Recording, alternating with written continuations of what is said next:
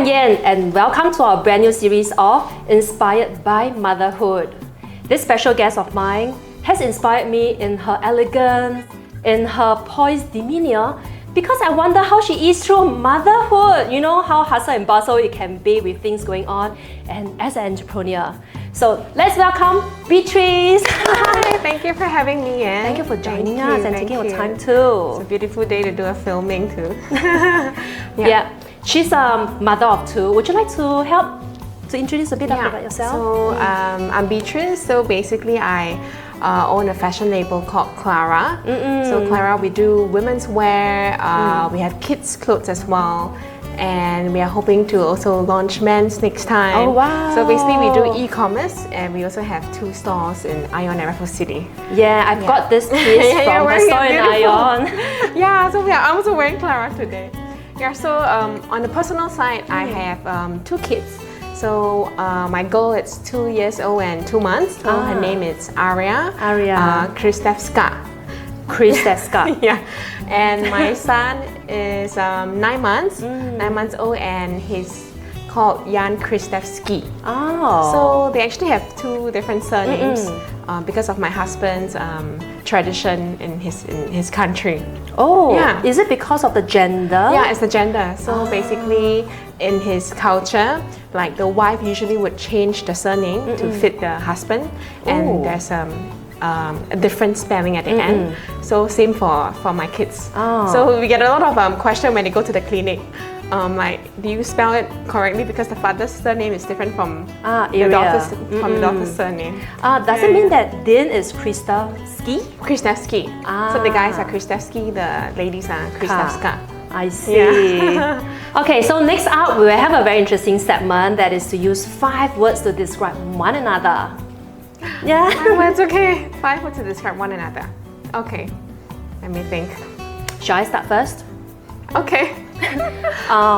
You inspire me in so many ways, Beatrice. I always say, think of like beautiful Beatrice, elegant Beatrice, so poised, so kept together. You're so kind. You are too, very kind-hearted. And not only that, you appear to be very strong, resilient. It's more than 5 words. I have so many words to describe you. Okay, my turn. Okay, I have also many words, so I'll just say what comes to my mind. So Yen to me is, she's very kind, caring, very thoughtful, beautiful, empowering, and very entrepreneurial. Thank you. So I think that's more than 5 words. Yeah, you spoke about the surname being different. I noticed that Din is of a different culture, different country. So how has that been for you? Were there any challenge like communicating with him? Yeah, I understand. My husband's actually Macedonian. I don't know if you heard, have you been there or not, but it's somewhere near Greece. So definitely we have quite a big cultural difference, I would say. It's still very different culture growing up. From education to food and everything, right?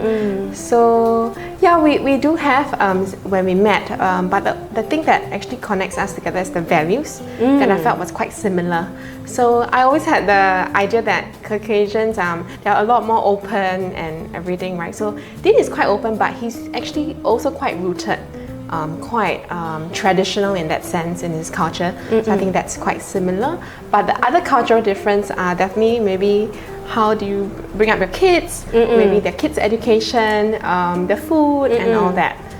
Yeah. So how about confinement practices? And you obviously talked about that confinement previously. is actually a big part as well, a discussion that we had for many months. So so a few things that I actually felt when during this whole journey of motherhood and pregnancy with my husband is that first thing, confinement is actually a very new thing to him. It's very new. I think at the start when I brought it up, he hasn't even heard of the word confinement.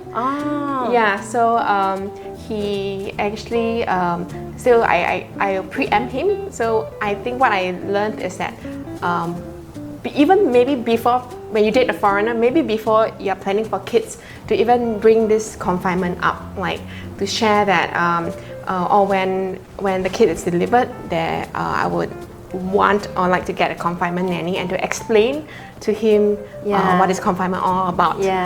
Yeah, so I think it's important to share that at the start to prep him, because after all, he hasn't been through that. And apart from that, maybe the cost of a confinement lady as well. Because to them, maybe, oh, you're just asking for help. Probably they're expecting like a part-time help or something, but the cost of a confinement lady can be quite substantial, as we all know. It is. So I think it's also good to share that at the start, because it's part of a family budget, I believe.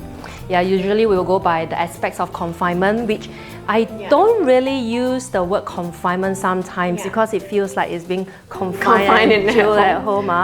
Or rather, they call it the postpartum recuperation or recovery period.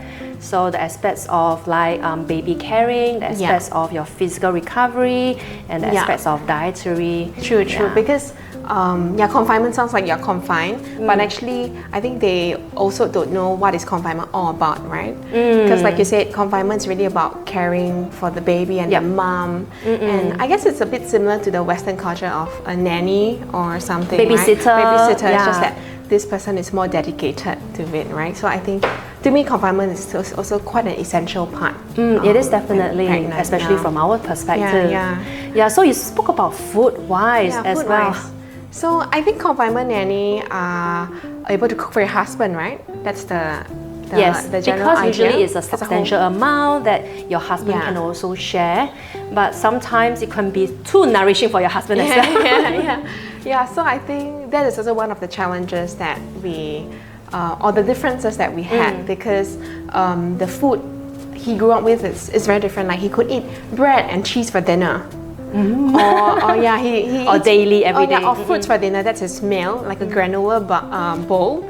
So for us, it's not. We need rice and noodles. So I think that's also one part to communicate, or maybe to check with the confinement nanny if they could do some Western for their husband, or cook differently or something like that as well. Does he enjoy the soups, the nourishing soups? I think he didn't. So I drank everything. So it was a lot.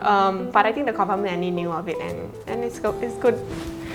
The other part I would say, interestingly, for the whole culture difference with him, it's probably the Chinese name as well.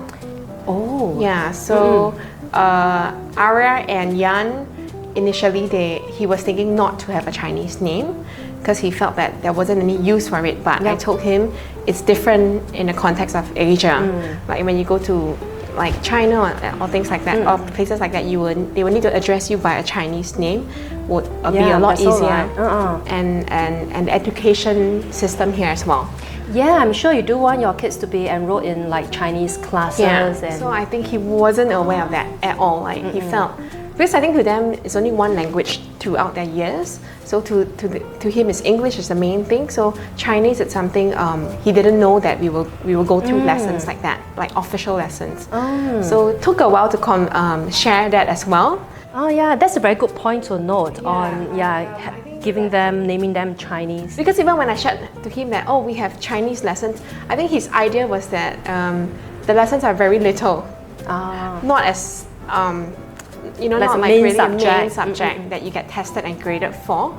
So I think that's something that he also took a while to understand that, and or maybe chatted with his friends and found out about that before he's convinced that one person could have two names, one Chinese and one English. Would you want to share what are their names? Yan. But don't ask me how to write. I mean, I know how to write, but sometimes I forget a little bit. So Yang is called Chen Qi He. 好奇的奇吗? This is what I don't know as well. Qi He. I actually don't know.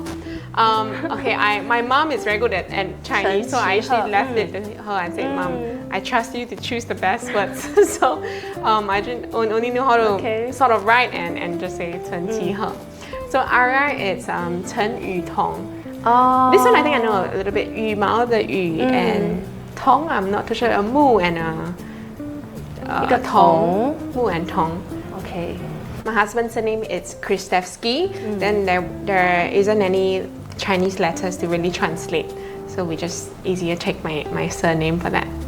I think that's really very necessary, especially when you attend the Chinese lesson, Yeah. they were addressed by Yu Tong. Yeah. I think Qi He. Very nice name. I think it's quite important to share because I think my husband accepts it also because he is working in a firm that has a lot of Chinese colleagues and they work with the Chinese. But if it's very Western, maybe they really don't know the extent of the importance. Good. All these communications are key to a successful relationship. True communication. To let the other partner know how important it is Yes, to everyone and family as well. Indeed. Yeah, so we spoke about confinement practices, the Western influence, Eastern, on Chinese naming. How about superstition? I mean, we, especially in Singapore. Yes, superstitions, yes. During pregnancy as well, I think the knocking... You went through house moving? So during pregnancy, I went through opening a new store. So I definitely the renovations and all that took place. That is definitely... so I myself also am not very aware of all these things, but of course the main things to hear is the knocking and better not to do anything, right? So so he's also very open and he doesn't know of that. So I think I went to check further and say, okay, maybe opening a new store is okay, but not at home. I don't know how. It's how we navigate and like be comfortable about things. Or probably not to be there throughout the whole day to hear huge hammering. I guess, so I took the safer route by trying not to be there as much. But of course to him for this, he felt so a little bit, oh, there's such a thing.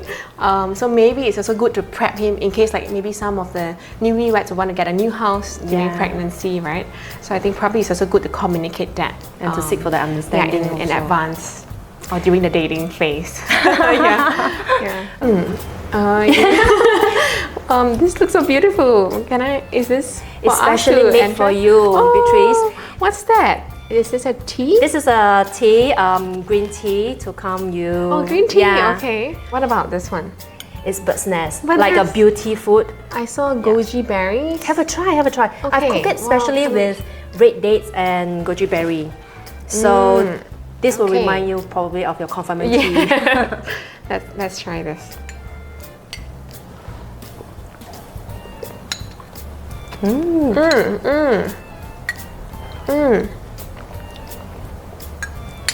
I've chosen the premium grade of bird's nest. It's raw bird's nest from the caves. Wow, there's a lot of them.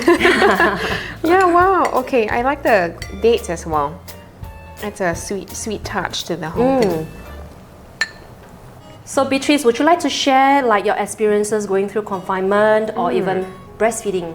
Yeah, breastfeeding and confinement. Yeah, breastfeeding, it's a huge topic. I mean, for all moms, especially new moms, as we know. So I think with Arya, I had, I breastfed for about 9 months, and I had 4 times mastitis.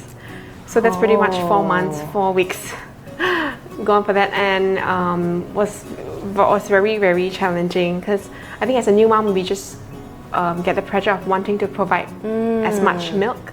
But at the same time, I think we all experience trying to try and error with the different things, and in the end, I had 4 times.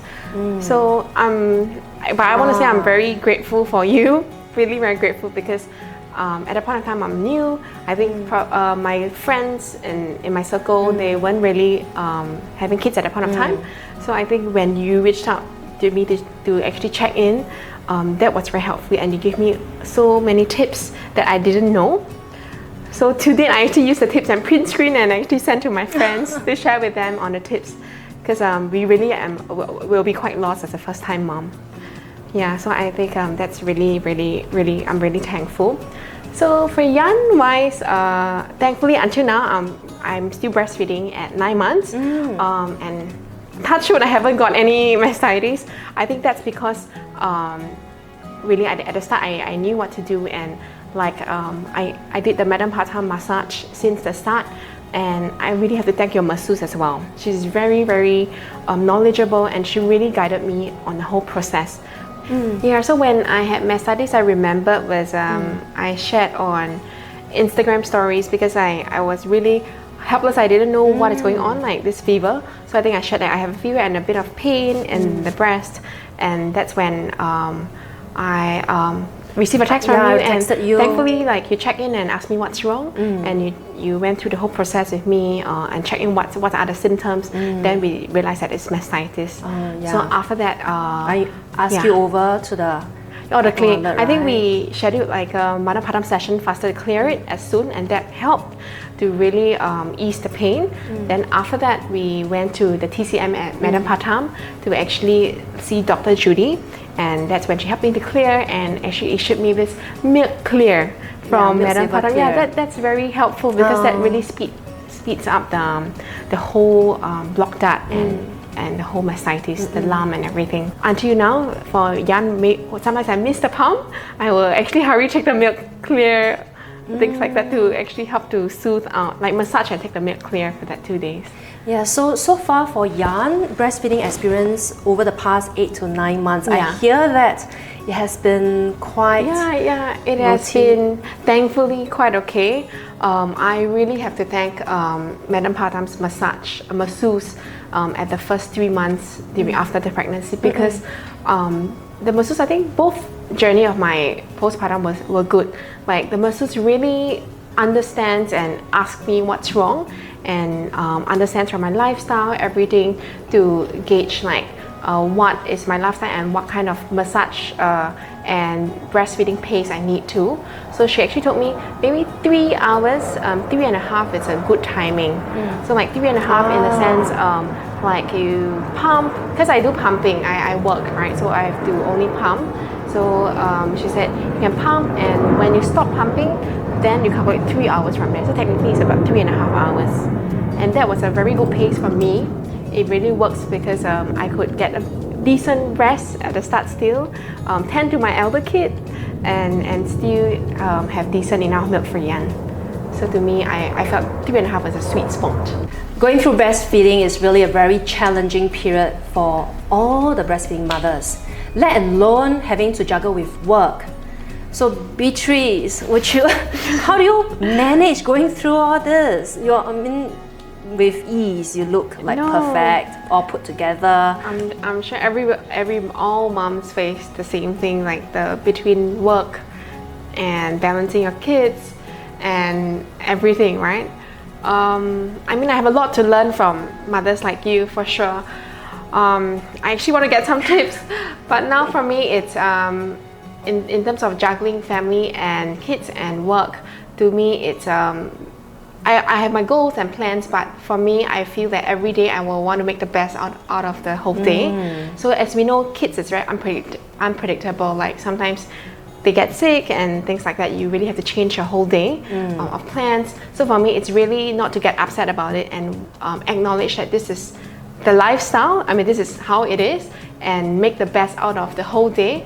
And at the end of the day, when we go back, we know that we have achieved as much as we can, and regroup again and replan the next day even better, factoring all these things that we know is coming. Because as we know, motherhood is a journey of learning, right? It's many different things along the way. So for me, it's really learn and faster, get a hang of it, and learn from experience and make a better plan day by day. It is a learning process every day. Yes. So, what have you learned from the kids? Like, sometimes you can see your kids and learn a personality traits or their behavior that could reflect your learning. I think kids are, I don't know, I see them, I feel that we just want to be a better version of ourselves, and to really be a role model to them at the end of the day. So it also teaches us how to work with changes, be flexible, and deal with it in the same way we want to bring them up to deal with it with resilience, or really not to handle things with much maturity, hopefully, and be wise in your decisions and all that. So maybe I have to ask you, like, given that you run many businesses and you have 2 kids, and especially at this stage, we've been through it, like it's a newborn stage, or when the kids are young, do you think we should, how do you think we should split our time? For me, I've often been asked, how do you balance work and your life? Yeah. I think that it's really very hard to strike a balance. It's always prioritizing it. My priorities are definitely my kids and my family. While that being said, I must make sure that work is done. So really thankful to have a great team behind supporting me in making my decisions. So would you say like as much as you can we delegate? Yes. And of course we delegate well and monitor, but at the same time when the kids are young, we try to spend as much time with them. There are many seasons in life. So yours are still very young. Yeah. So that's one thing I also always ask myself, okay, how should I balance better? But it's so fleeting, right, these moments with kids, and it's so precious and they really grow. So now when I look back, I wish I had spent more time with her. So I think, like you said, true, we really have to find a good balance. Yes. Yeah. So things will get better when they are much older, they are more independent. Like mine now, they take public transport to school and they can come back and manage themselves and do their homeworks. It takes like the pressure off me too, whereby I can concentrate on my work. Would you say about 4 years old? Yes. Later when they really go to school, they're all about can be a bit more independent, then we have a lot more time for work. Yes, it is. It is. So I started Madam Partum about when they were 4 or 5 years old. Oh, okay. Yeah. Okay. And my motherhood journey has inspired me to come out with Madam Partum. Yes. And it's so, I know, I mean, it's so successful until now in so, such a short time only. Yeah, okay. Thank you. You too, Klarra. No. So okay, I also remind myself as well, like time with the kids are very precious, and I guess I also want to know that, you know, until 4 years old probably, then we can have more time for the work. So I would try to plan maybe for the year 1 to 4 to be a bit more balanced and, you know, plan my time better with the kids. Yes, definitely. And I will think that, and also to the audiences out here who are listening in, that it is to have more time for yourself. Time for yourself. Self-love, self-care, like more time with yourself is really important to avoid getting I'll bear that in mind as burnout. well. Yeah.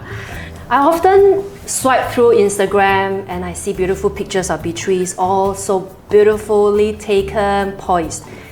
I wonder if there were time during your motherhood journey or any time that you felt like you were upset, you were down, and or do you experience that? For sure, I think we are all humans, and we definitely have downtime or times that we feel overwhelmed and upset about.